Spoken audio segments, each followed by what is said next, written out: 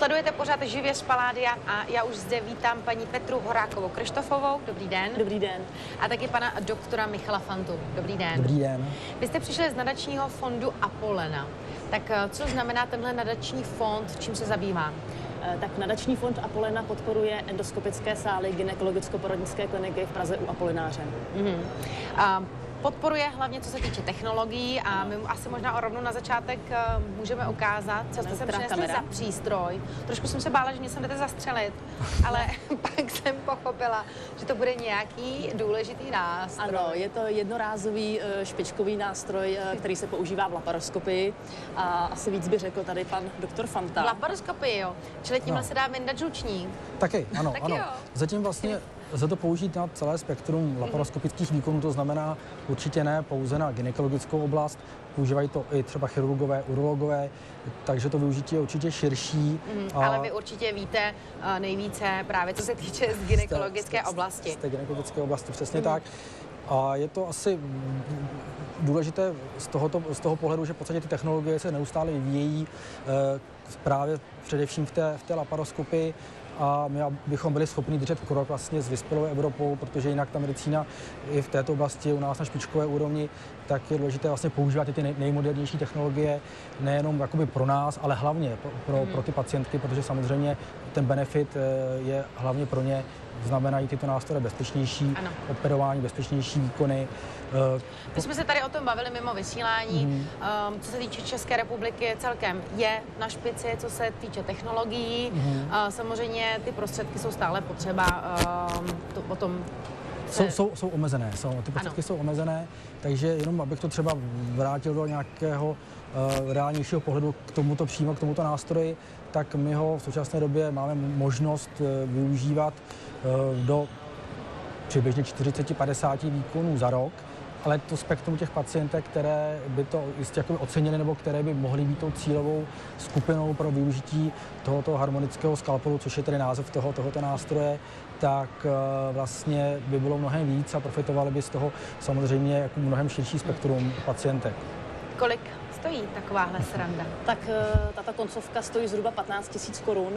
Náš nadační fond už jich letos koupil 10 a doufáme, že do konce roku 2014 se nám podaří jich pořídit ještě aspoň 30, aby těch pacientek, které je potřebují, aby jich mohlo být co nejvíc. Ono to číslo je úctyhodné k tomu, kdy vy jste vznikli. Ano, fungujeme teprve 4 měsíce a já bych chtěla moc poděkovat všem dárcům, kteří nás podpořili, jak individuálním dárcům, tak i firmám a velkým společnostem. Tak když jsme u toho, proč to probírat na konci, když by chtěl někdo pomoci, jak může pomoci v tomto případě konkrétně? Nejlepší pomoci, tak kdyby nám poslali drobný příspěvek na číslo účtu, na číslo transparentního účtu 777-00-777/2010, případně aby navštívil stránky apollena.eu. Náš účet je transparentní, máme nulové provozní náklady, takže každá koruna, která je věnovaná našemu nadačnímu fondu, tak skončí skutečně na oddělení těch endoskopických sálů. To jste řekla hezky, já doufám, že kouká nějaký miliardář, protože vy jste řekla nepatrná částka, tak jo, nějaký ten nepatrný milion poslat můžete, ne? Ale my se vrátíme k tématu a to je dnešní celkem určitě nepříjemná věc a to je rakovina, protože 14. květen je Český den proti rakovině. Dá se nějak říct, nebo existují nějaké fyziologické předpoklady pro vznik rakoviny? No, asi ne úplně fyziologické, protože rakovina je velmi patologický stav samozřejmě, takže určitě existuje celá řada rizikových faktorů.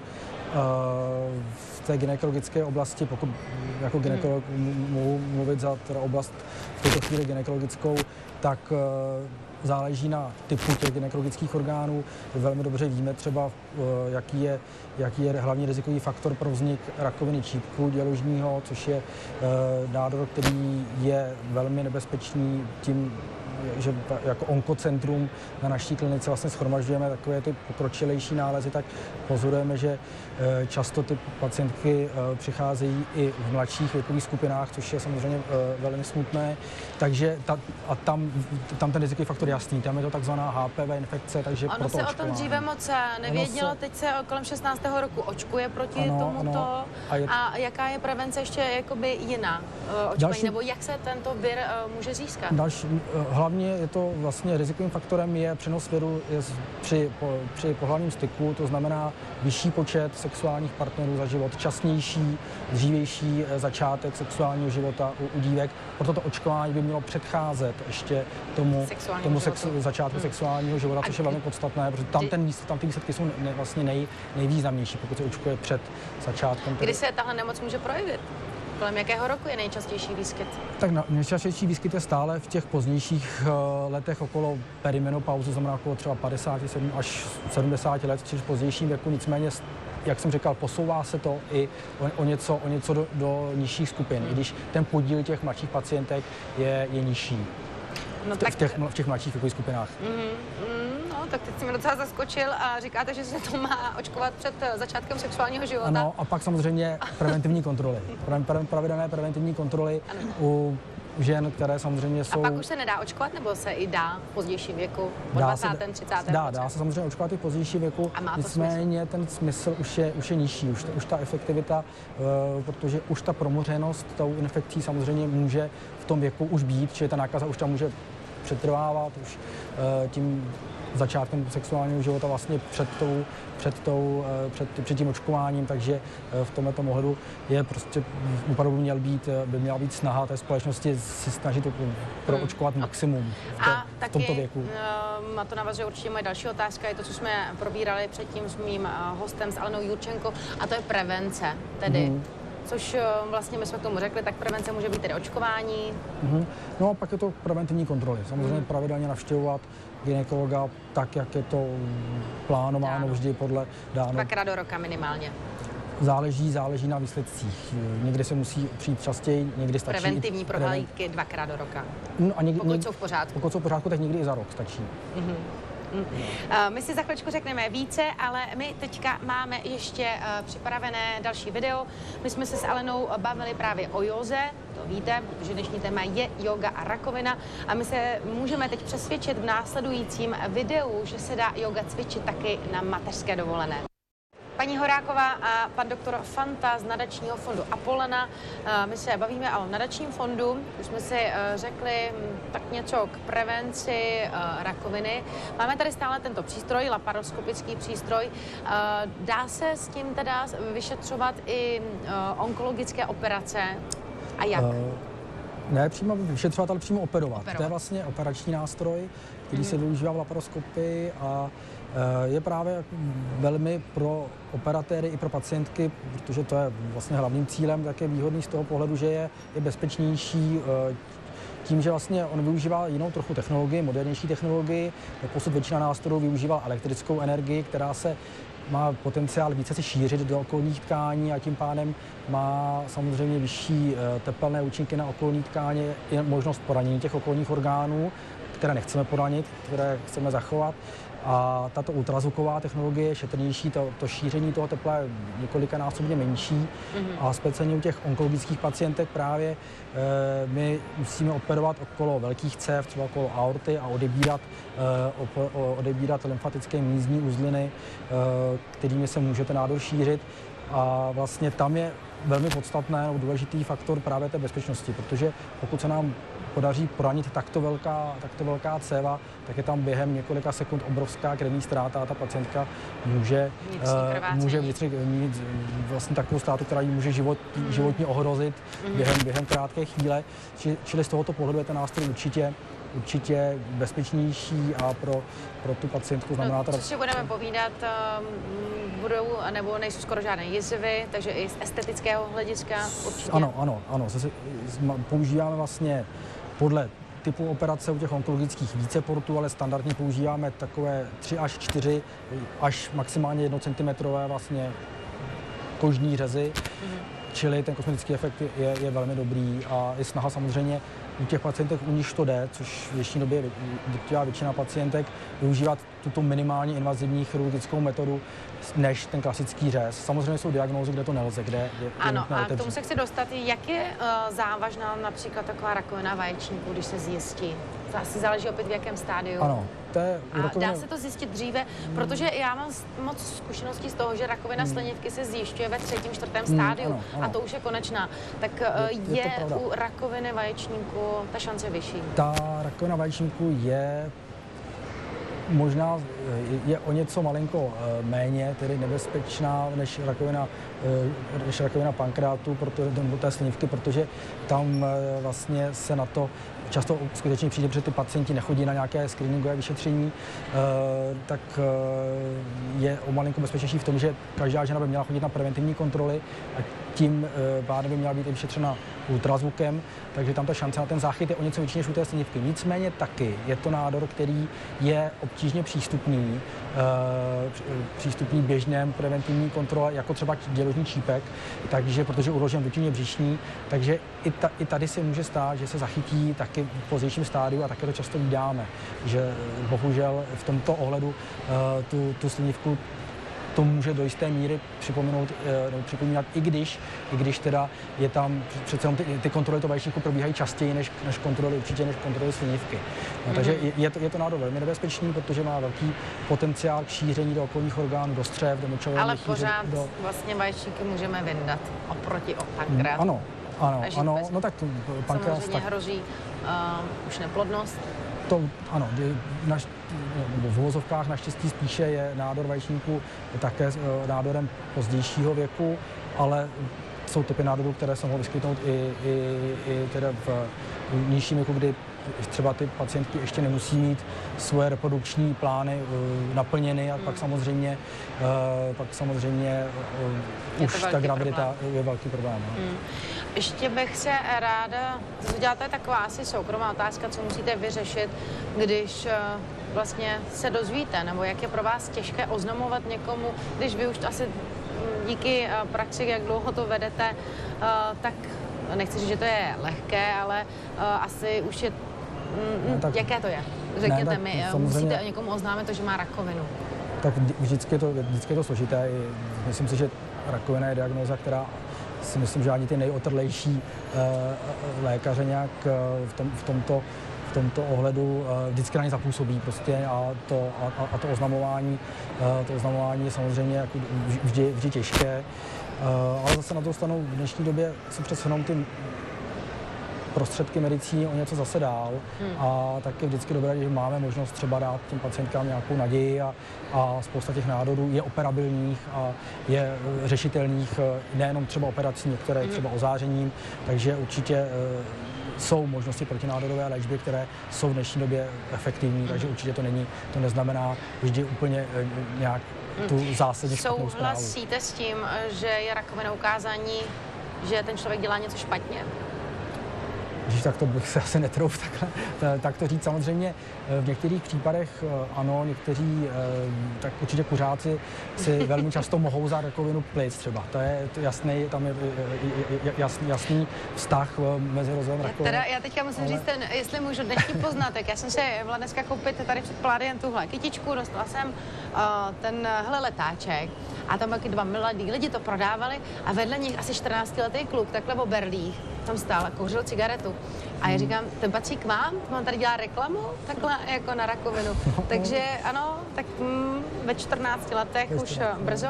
A je teda pravda, že docela u nás narůstá právě v tomto věku kuřáků a hlavně kuřaček.